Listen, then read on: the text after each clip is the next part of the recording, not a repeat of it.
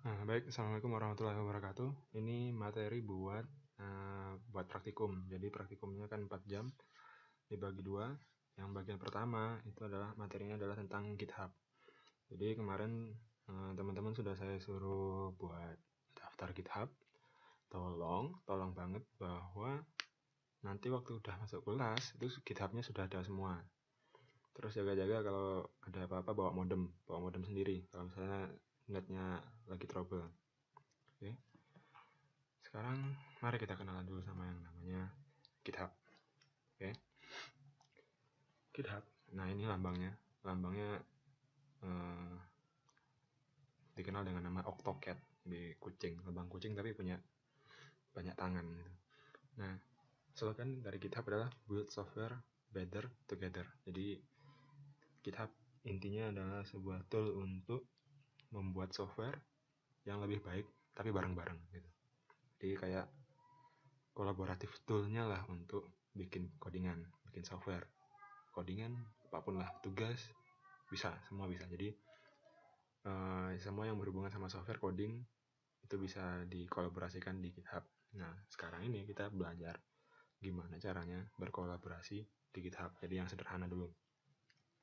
Tugas Anda adalah buka URL https try.github.io. Oke. Coba sekarang saya buka ya. try.github.io. Oke.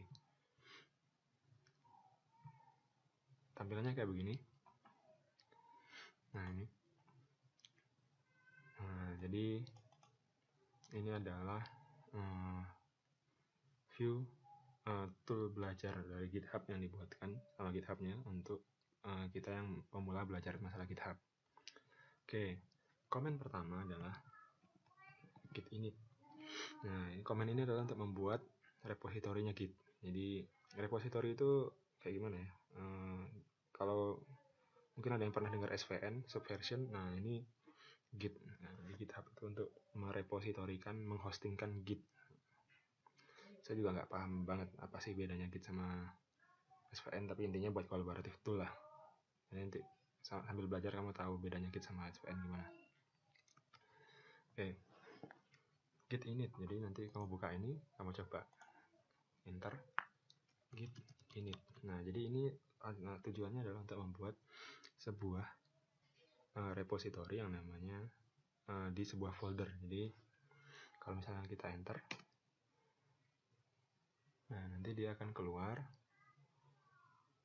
Nah, ini ada folder .git di repositorinya. Jadi misalnya kita sudah buat, nanti dia bakal ada di folder itu ada sebuah folder namanya .git. Nah, di sini nanti disimpan konfigurasinya semua.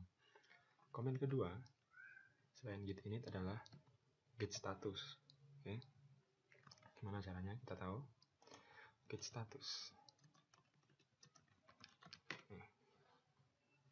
Nah, git status ini untuk melihat status dari repository yang kita buat.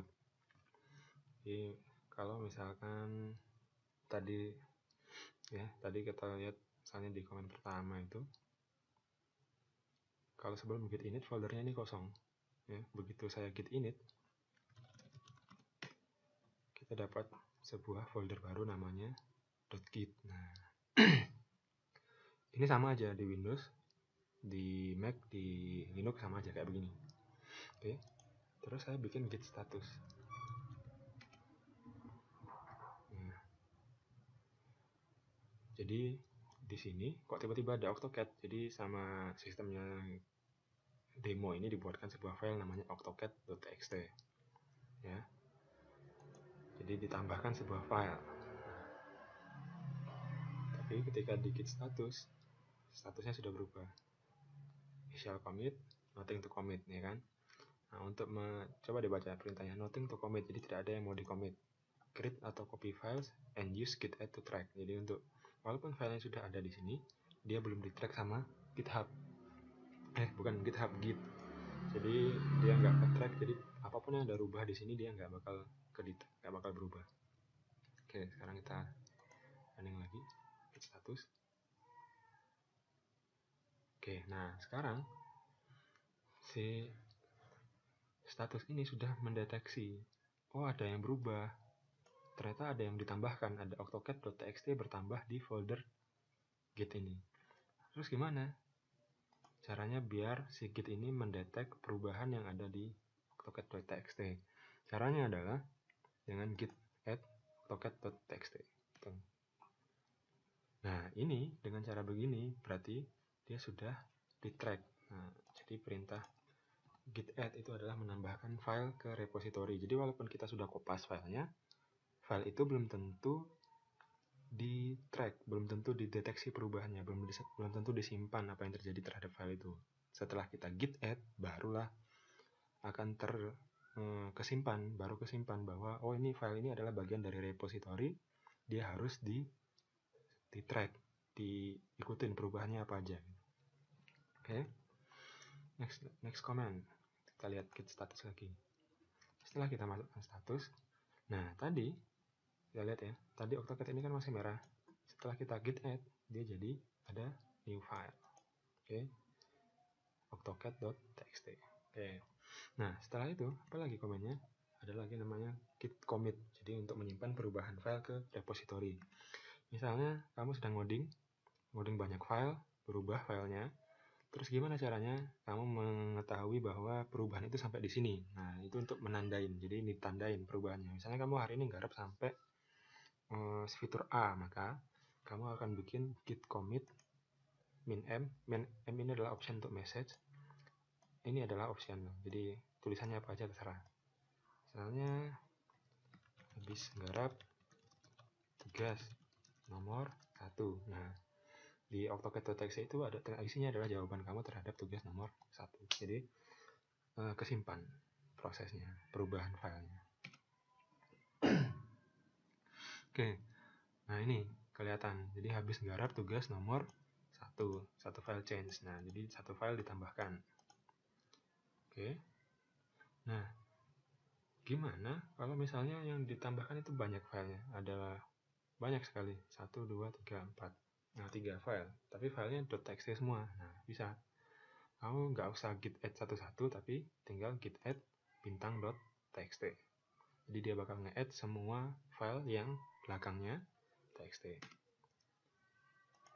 Udah sampai di git add. Kita sudah, terus nanti git log. Oke.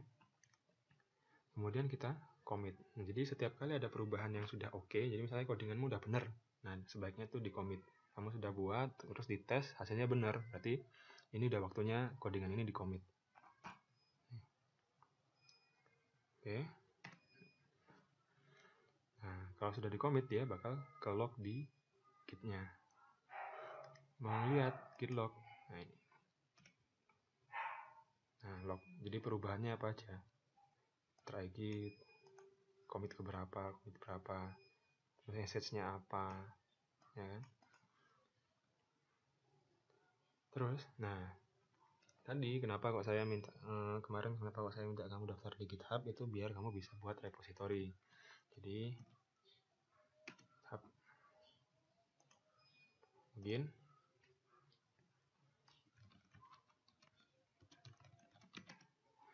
Nah, kalau sudah login nanti bisa create new repository.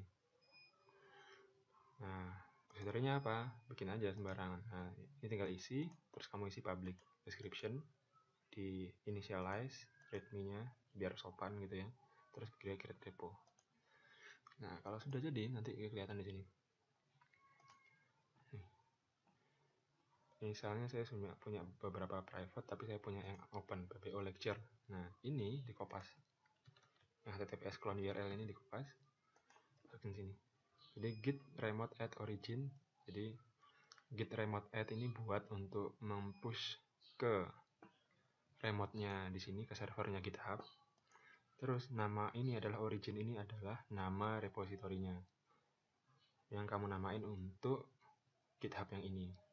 Oke, coba aja ya. Bentar. Nah, dia berarti sudah terhubung bahwa repositori lokal yang kita punya, jadi repo yang kita punya di lokal, nanti misalnya lokalnya di nomor 1 ini lokal, ini adalah gampang octocat, ini adalah yang remote-nya bahwa ini sudah git remote add ini menyatakan bahwa nomor 1 dihubungkan ke GitHub dengan cara di alamat ini, di git ini. Kalau sudah, nah itu cuma git add remote itu cuma untuk menandakan bahwa alamatnya di sini, tapi dia belum dikirim barangnya. Nah, untuk mengirim itu pakai perintah git push. Nah, enter. Nah, oke. Nah, ini berarti sudah nge-push ke server. Jadi apa yang ada di GitHub di lokal kita nanti juga akan berubah, dia akan nyambung ke GitHub yang di server.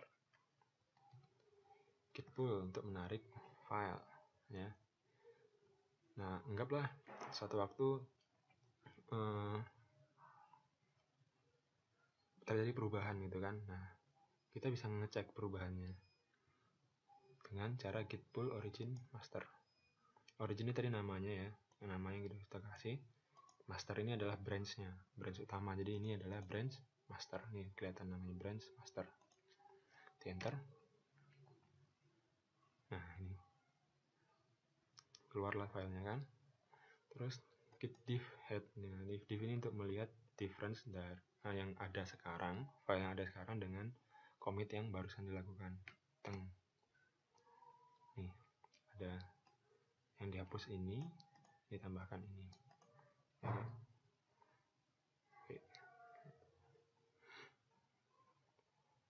Nah, terus ternyata ada file baru. Misalnya ada file baru lagi, berarti tinggal git add. Di git add, di enter. Nah, masuk nih.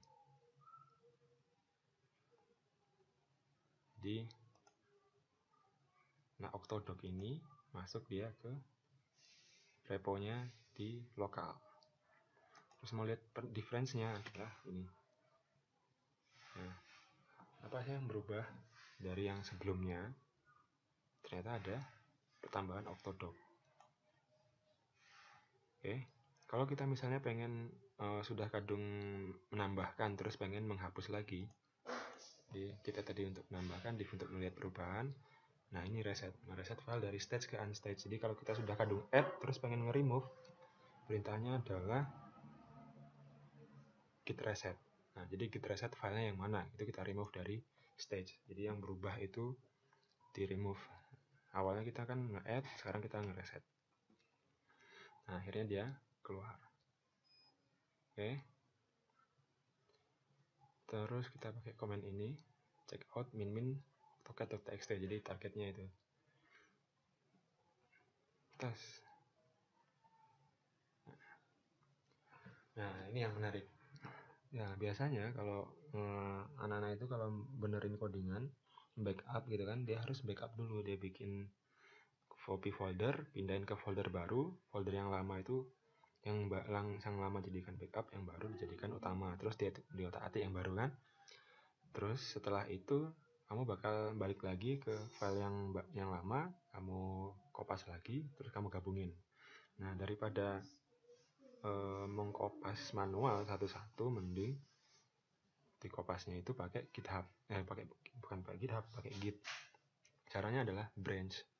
Jadi seakan-akan kita membuat sebuah cabang dari membuat sebuah copy dari suatu repository, tapi kopinya itu copy virtual gitu. Jadi enggak copy hard copy gitu, tapi copy secara virtual. Virtualnya pakai branch. Jadi kayak bikin cabang.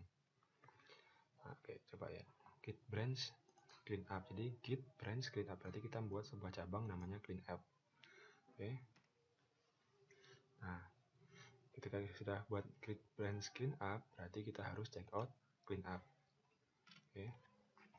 Setelah di check out clean up, berarti file yang ada sekarang di sini ini adalah file untuk cabang yang clean up. Jadi apa kita apa-apain di sini, cabang yang master itu nggak bakal hilang. Gitu. Oke. Terus misalnya kita pakai command lagi git rm. Git rm ini untuk menghapus. Jadi kita menghapus semua file bintang.txt di branch yang clean up. Di branch yang master, file.txt ini tetap ada.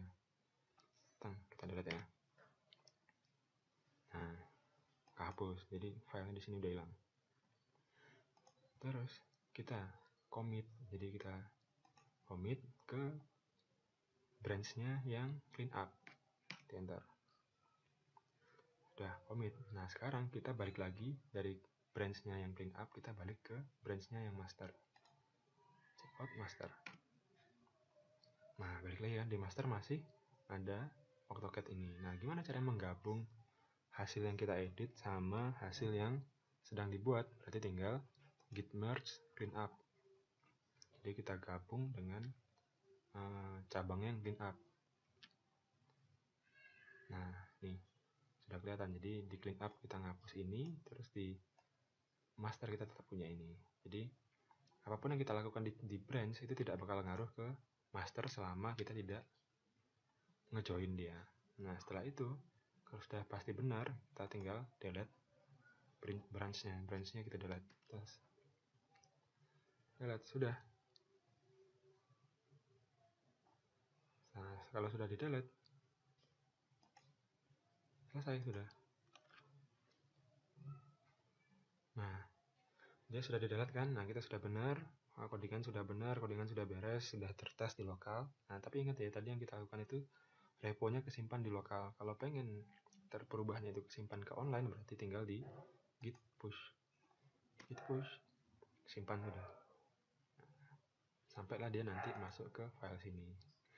Commitnya, nah punya saya, kalau dilihat ya, saya kemarin ini ada 4 kali commit. Jadi initial code, terus saya nambah lagi initial code test. Nah, ini perubahannya kelihatan.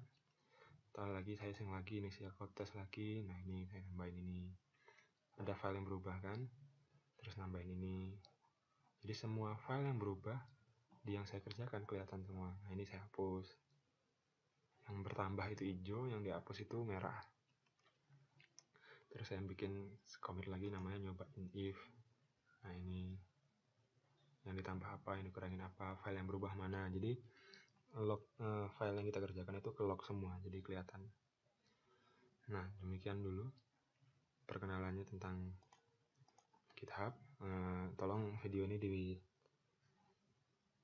dulu di rumah. Jadi di kelas nanti kita sudah nggak ngurusin kayak begini lagi. Kalau bisa, try.github.io nya kamu juga sudah kerjakan. Jadi kita tinggal diskusi aja. Jadi kita manfaatkan 2 jam buat diskusi, terus break saran, terus 2 jam lagi buat kerjakan sintaks-sintaks percabangan. Oke, terima kasih. Assalamualaikum warahmatullahi wabarakatuh.